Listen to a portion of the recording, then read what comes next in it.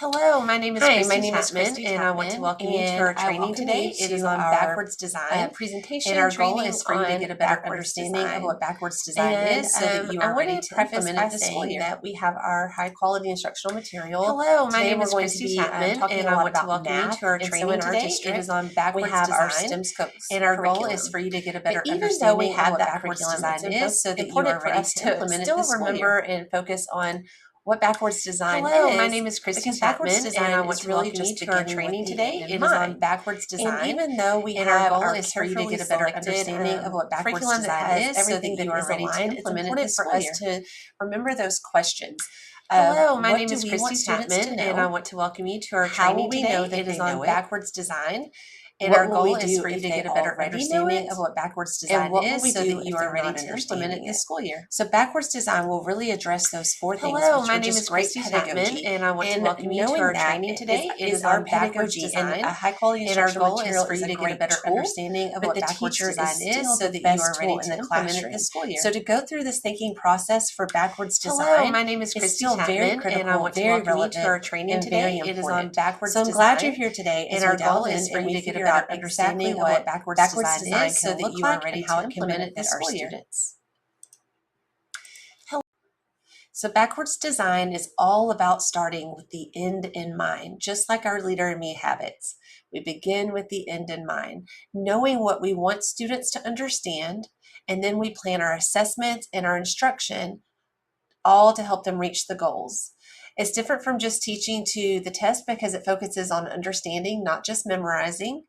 So by the end of this, we're hoping that you'll be able to see how to connect objectives, assessments, and instruction so that students can build deep understanding and problem-solving skills.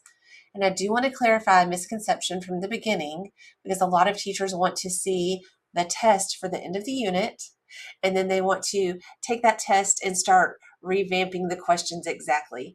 Beginning with the end in mind does not mean taking a test that's made by a curriculum director or a curriculum set and resolving the problems over and over. We want to teach kids how to think critically. We want to have our goals for the end in mind. And yes, we want to know what the assessment looks like at the end, but it's very different than taking a test and teaching to the test. So at the end of this, we should have more clarity on that as well. All right, so in step one, the first thing we want to do is identify our desired results. What is the end? We said begin with the end in mind. What is the end? So for this example, we'll be using our standard 3.4F, which is a third grade math standard, and it asks students to solve 1- and 2-step word problems, multi-step word problems, using strategies based on place value and the relationships between the operations. So our goal is focused on three main areas. First, they need to be able to interpret the multi-step problems accurately. So understand what is the problem saying. Then they should select the right strategy or operation, meaning addition, subtraction, multiplication, or division. So they need to understand what is written. Then they need to pick the operation and strategy. And third, they should be able to explain their reasoning. Okay, so I picked multiplication because in the problem it says, and look for those keywords. I love whenever we go into classrooms and we have our clean slate or clean boards up on, and everyone's at a whiteboard, and it always says, don't ask the student what the answer is, ask the student how they got to the answer. We want them to be able to explain their thinking on that, not just doing the operation quickly and not having any expressive vocabulary with it. So if we think about those 4 questions that we answer every time in PLC, we just answered, what do we want students to learn? Now in step 2, how will we know they learned it? And that brings us to our assessment. So this is where, when we get to assessment, we'll be able to see if students have mastered the standard. And this is not just a quiz at the end, but should include multiple ways for students to show their understanding. For example, you could have traditional word problems where students show their work as the final answer, multiple choice reasoning when they choose a strategy, and short written explanations describing their thinking. You could even include a visual assessment like having students draw diagrams or models for the problem.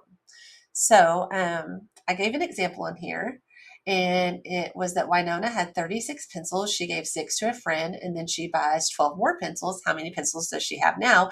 And we would want them to use their base 10 drawings that we've taught them since first grade and be able to express that. It's also very important for teachers to know and begin with the end in mind, thinking about the question and answer types that will be on this test, because a student should never see a question type on a test that they've not been exposed to in instruction. So thinking on our DMAC, just a little while ago, we started having those drop downs, and we've got to expose students to all of those types of little things before we get to the assessment, so that that's not a hurdle for them to learn when they get to the assessment. So that is part of keeping the end in mind, is knowing how they will be tested, but more focus is on having multiple ways for them to show that they have mastered that skill and that they can critically think and explain. Okay, so now we've talked about what students need to learn. We've talked about how they will show that they have learned it with their assessments. And now what we need to focus on is our delivery of instruction. So how will we plan these learning experiences for our students to get them to the end goal? In backwards design, our instruction builds towards that goal. For multi-step word problems, we might start by reviewing those single-step addition and subtraction to make sure that they have the foundation. Then we can introduce multi-step problems with visual models or manipulatives. The next step is guided practice, where students solve problems with support, like working in pairs and small groups with the teacher monitoring and coming around. And throughout that, we're going to teach strategies like estimating before calculating, identifying keywords, and checking for work by reversing operations. Each step builds on the last to develop both the skills and understanding. So we definitely want to focus on students showing their work throughout this part. For this specific TEK, that would be important to us. Then we would talk about that in our PLC planning. We want to get away from that. And we've done a good job for the most part, but get away from bringing our folder of last year and the year before and the year before. This is what we've done every year when we teach our multi-step problems. We want to really start fresh each year and make sure that everything that we are giving students the opportunity to work on truly helps us get to that end goal, and that we're not just doing the repeated activities that we've done in years past. Using our STEM Scopes curriculum is going to help us a lot with that, because it's already aligned and provides plenty of opportunities for hands-on learning experience, for collaborative, etc. We also need to think about, when our students are not understanding it, some different ways to intervene. And with word problems, especially when students get to the point of wanting to or getting stuck on the strategy, when they get to that second part and they're not sure the strategy because they're not really comprehending the question. Sometimes taking the numbers out and doing numberless word problems is a great intervention, and then slowly add in smaller numbers and work back up to bigger numbers. So with those learning experiences, in step 3, we want to have conversations in PLC about what if students are not getting it, and also what if students are getting it. What can we do? And that we could go ahead and skip up to the generation of word problems, let them generate their own word problems. So in this part of PLC, when we're talking about planning our learning experiences and instruction, we really want to talk about differentiation. We want to talk about all learning types, and always, always keeping that end goal in mind. Okay, so I wanted to next show you kind of an example of a lesson. Now, in our district, we have our STEM Scopes, which is our high quality instructional material. And in our PLC, we're going to pick different components of that are going to work for us, because we know that we need to get that biggest bang for our buck kind of feeling, and be able to make the most of our time and use all of our tools kind of varied through. So here's how a lesson might look, and we would throw in parts of our STEM Scopes for this that are already given. So we're not pulling things off Teachers Pay Teachers for a warm up or for our guided practice, but we're doing this method with our STEM Scopes. Okay. So if our objective is for students to solve 2-step word problems using all 4 operations, then we can start with a warm up that just is reviewing single-step word problems and discussing strategies. Then we can move into some modeling think aloud. And teachers, don't forget how important it is just to have students listen to you and you think out loud. Could I do this? Oh no, I don't think that makes sense. Let me try it like this. Oh, I think this might be easier. Have all those out loud conversations with yourself, because it tells students, shows them kind of how they should be thinking in their head and the process that they're going through. Then when you get to the guided practice, students are going to work in pairs or 2 or 3s, or this is where they could each have their clean slate as well, and they could still have a partner. But this is the point where we want everyone to have a pencil or a dry erase in their hand, and everyone working, and you walking around and giving immediate feedback right then. That way you're catching any misconceptions very quickly and addressing them. And probably if one student has a misconception, maybe others do too, right? So this is whenever we have that guided, and we're doing a couple of these where kids are able to talk. One other thing I would like to tell you is if a student and their partner get different answers, I would just say, hey, you guys got 2 different answers. Talk about that. Figure out who might be right and who maybe had a little bit of an issue. And you've already modeled before respectful conversations with your students. So that's great turn and talk conversation. But the guided practice is going to be cooperative within the classroom. You are giving immediate feedback and every student is doing it. Okay, and then you want to go into some independent practice where students really on their own show you what they can do. So you can catch each and every student and not miss someone because they kind of copied their friends or that discussion helped. This is when the class is going to get quiet. You're going to give them just a couple of those problems on their own, and then you're going to send them off to another task while you quickly look at those and pull kids back for tier 1 groups as needed. So that still needs to be some pretty immediate feedback during that independent practice, okay? And then I want you to wrap up with a reflection. And this is where you can talk about strategies and discuss approaches that work best.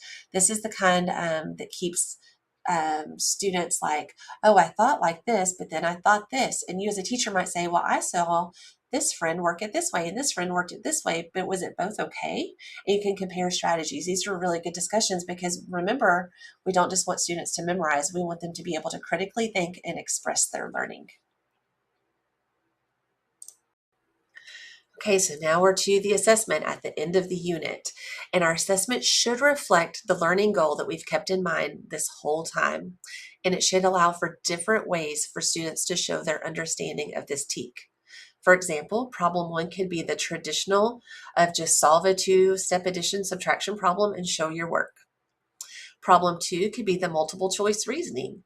And this is where I think it's interesting for students because they'll go ahead and solve it most of the time too, which is great because you get a little extra data. But which operation would you choose first? So you're not really asking them to solve it. You're asking them, how would you begin with this? And that's how you're checking to see if they even understand what the problem is saying. Another problem or item type could be for them to draw the diagram and represent the steps of the problem. And then lastly, we could have some extended thinking. This could be a bonus if this is technically another TEK, so this could be a bonus, or if you've gotten to this with your class, great. Create your own 2-step problem using addition and multiplication. So that really shows that they understand if they can create their own and generate their own, and that would have had to have been modeled a little bit. So that's only an answer type if your class has gotten there and you've been able to model it before. But you do also want to have different assessment types because these kiddos are getting ready for their STAR testing. So you want to make sure that you have those drop downs, that you have multiple different types of problems. Anything that they might be on STAR that you have access to give them now, you want to have practiced that throughout the unit, and you want to see some answer types like that on your exam, on your assessment. All right, so we're at the end of our training now, and I hope that you have learned some things. A couple key points to remember. Backwards design is beginning with the end in mind, just like our Leader in Me habits. It's knowing where we want to go and then figuring out how we're going to get there and how we'll know when we get there. So first we identify the learning goals, and then we plan assessments to measure the understanding. So what do we want them to know? How will we know if they know it? And then finally, we're going to design our instruction, all of our activities, all of our learning opportunities that align to that goal. Assessment drives instruction, but it should focus on understanding rather than memorization. Scaffolding, modeling, multiple representation all support learners and different types of learners. And reflection helps students internalize strategies. By planning this way, the students don't just get the right answer, they understand the process and they develop strong problem-solving skills and critical thinking. So using backwards design does take some planning, but the payoff is huge. It helps us focus on what matters and get the biggest bang for our buck and make sure that students have opportunities to master. When applied thoughtfully, even something as challenging as a multi-step word problem becomes accessible and engaging for all of our learners. So thanks for following along today. I truly hope that you understand backwards design a little bit better. It is not teaching to the test. It is keeping the end in mind, really truly understanding what students need to learn and master, how you'll know when they've learned and mastered it, and thoughtfully curated activities to teach them along the way. Thank you.